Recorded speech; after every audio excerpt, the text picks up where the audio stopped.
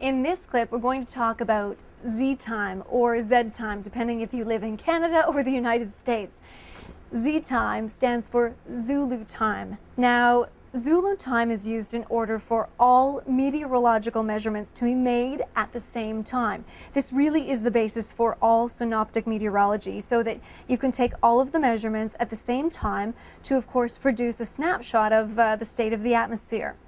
Z time is basically in reference to the 0-degree longitude at Greenwich, England.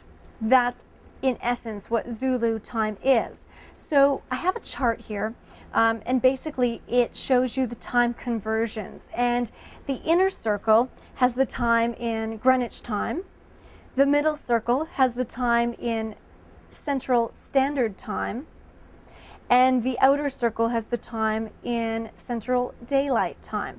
The most common Z times that you're going to come across are 0. As you can see, 0 in the middle circle here is what we normally use, is 6 o'clock. 18 Zulu is noon.